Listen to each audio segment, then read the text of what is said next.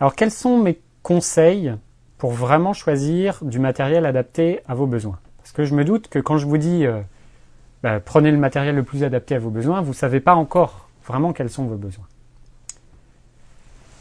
Donc déjà, je pense que avec les débuts sur le téléphone, le compact, le bridge, le réflexe, vous savez quand même vers quel type d'appareil photo vous orienter. Là, je vais vous parler du choix du réflexe et des objectifs en vous donnant quelques exemples, quelques combinaisons que moi je conseille, mais que peut-être quelqu'un d'autre va vous donner un autre avis ou un avis partiellement en accord avec ce que je dis. Là encore, c'est chacun sa sensibilité, son expérience. Mon expérience m'amène à vous dire ça. Si vous savez vraiment pas quel type de photo vous allez prendre, c'est le cas de la majorité des gens, parce que on a envie de faire des belles photos des moments de tous les jours. Et déjà, c'est une première indication. C'est-à-dire que vous venez généralement d'un compact numérique ou argentique, peut-être encore, et l'idée qui dirige vos photos, c'est des photos de tous les jours. C'est des photos de vos amis, de votre famille, de vos voyages, des anniversaires. Et donc, pour ça, il y a du matériel adapté. C'est pas je sais pas ce que je veux faire, c'est déjà une première sélection. Si vous n'avez pas d'idée plus précise, si vous n'êtes pas fan de portraits ou fan de marmottes, l'idéal c'est quand même de se fier à ce que les constructeurs ont tendance à vous proposer, c'est-à-dire le zoom transstandard. C'est-à-dire, je vous donne les valeurs telles qu'elles sont sur les objectifs, un zoom qui varie entre 17-18 mm et 50-55. C'est la majorité de ce qu'on vous propose en kit, avec votre EOS de bas de gamme ou votre Nikon de la même gamme. Mais donc, vous l'avez compris, vous n'allez pas choisir cet objectif-là. Vous allez voir ce que les autres marques proposent ou ce que la même marque propose, mais de la gamme au-dessus. Vous notez que je vous parle d'abord de l'objectif. Je suis fidèle à mon principe. Donc, vous allez chercher un objectif qui varie entre 17 et 55 mm et qui a une grande ouverture, typiquement à 2.8, histoire d'avoir un objectif le plus adapté pour la majeure partie de vos photos, pour la majorité des situations. Aujourd'hui, moi j'aime beaucoup le Tamron 17, non c'est 18, je sais plus si c'est 17 ou 17-50 je crois, qui ouvre à 2.8. Il a quelques inconvénients, le bruit du moteur, le fait que les bagues elles tournent quand on fait la mise au point. Il n'y a pas de stabilisateur, mais c'est quand même un objectif de très bonne qualité, avec la plus grande ouverture qu'on puisse faire sur un zoom, et c'est déjà énorme. Il y a un équivalent chez Sigma, qui est pas mauvais non plus. Il y a, chez Canon en tout cas, cet objectif que moi j'adore, mais qui est, on va dire, trop cher pour ce qu'il est. C'est donc le 17-55 2.8 avec un stabilisateur. C'est le genre d'objectif idéal pour la majeure partie des situations. On a la grande ouverture plus la stabilisation plus la motorisation très rapide et silencieuse sans que les bagues tournent. C'est un objectif que j'aime beaucoup, mais qui doit valoir en France quelque chose comme 800-900 euros.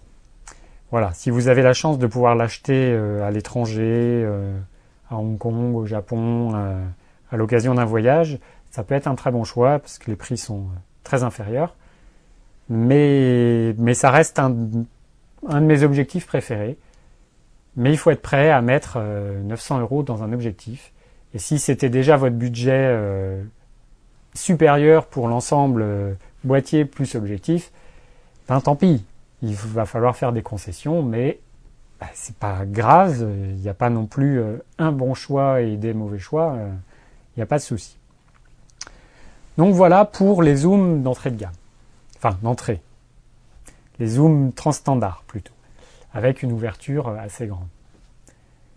Il y a pas mal d'autres zooms un petit peu intermédiaires, genre avec une ouverture on va dire plus petite, genre un 18-85 mais qui ouvre qu'à 5-6 une fois qu'il est à 85, même s'il y a un stabilisateur, ça compense pas à mon avis. Je pense qu'il faut vraiment partir avec une grande ouverture et le coût du 17-50 de 8, ça me paraît le très bon objectif pour commencer. Si vous pouvez, ou si vous n'avez pas pu acheter un zoom avec une grande ouverture, complétez-le avec un 50 mm, un 8. Que ce soit chez Canon ou Nikon, il est disponible, il est à peu près pareil. Ça vaut dans les 100-150 euros grand maximum. Et c'est une solution pour avoir une très grande ouverture pour faire vos photos. Certes, le 50 mm, c'est un objectif un petit peu long qui est plus adapté pour faire du portrait que pour faire une photo de groupe. Donc la photo de groupe en intérieur sans flash, ce ne sera pas l'objectif idéal. Mais pour faire des portraits, ce qui est quand même finalement une partie importante des photos de famille ou de tous les jours, c'est vraiment l'objectif idéal. Après, sur quoi est-ce qu'on monte ce ou ces deux objectifs? Je vous l'ai déjà dit, n'hésitez pas à acheter le boîtier d'entrée de gamme. C'est vraiment pas un problème, ça coûte pas cher et ça fait des très bonnes photos. Là encore, faut pas avoir honte de dépenser 800 euros dans un 17-55 de 8 ultra haut de gamme de chez Canon ou son équivalent chez Nikon pour le monter sur un boîtier à 200 ou 300 euros. Je ne sais pas actuellement le prix des réflexes les moins chers. Voire utiliser le moins cher, enfin le plus entrée de gamme de l'année d'avant, de la gamme d'avant, parce qu'on trouve souvent sur le marché en même temps, certes le nouveau boîtier, mais on a aussi son prédécesseur. On peut aussi acheter le prédécesseur en question en occasion. Sur eBay par exemple, on trouve de très bonnes affaires. Donc il ne faut vraiment pas hésiter à mettre trop, selon vous je pense, cher dans les objectifs et mettre un boîtier qui paraît vraiment d'entrée de gamme derrière. C'est vraiment pas un problème. Il n'y a aucune honte à avoir et c'est plutôt l'inverse. On arrive des fois à rencontrer des professionnels qui ont un boîtier qui vaut 2000 ou 3000 euros avec un objectif à 100 euros devant, ce qui est d'une totale incohérence. Donc surtout, n'ayez pas peur de ça. Donc voilà pour le profil. Je ne sais pas trop ce que je veux faire. Je veux un boîtier et des objectifs adaptés à la majeure partie des situations. Vous verrez dans un deuxième temps si vous avez besoin d'un objectif plus long. Un 70-200, un 55-200, bref, le téléobjectif qu'on a souvent tendance à vouloir vous vendre en même temps, à mon avis, c'est une erreur. Là encore, on est dans le but de vous refourguer quelque chose dont vous n'avez pas forcément besoin et d'augmenter le montant total de la vente. Je pense que la majeure partie des photos de tous les jours sont faites entre 17 mm et 50 à peu près. Vous pouvez faire un très beau portrait à 50 mm, c'est la focale idéale. Vous pouvez aussi marcher avec vos pieds pour vous rapprocher du sujet. Si jamais vous trouvez que vous êtes un peu loin, vous avez les pieds et il n'y a pas tant de cas où vous ne pourrez pas vous rapprocher. Et à la limite, il vaut mieux être impliqué auprès de son sujet, genre vous rapprocher, vous voulez faire une photo dans une manifestation, c'est pas en étant à 500 mètres avec un téléobjectif que vous ferez une photo impactante. Mettez votre grand angle et allez dans la foule, la photo sera nettement meilleure. C'est pour ça que les longues focales sont pour moi soit à réserver aux gens qui en ont déjà un usage dès le départ,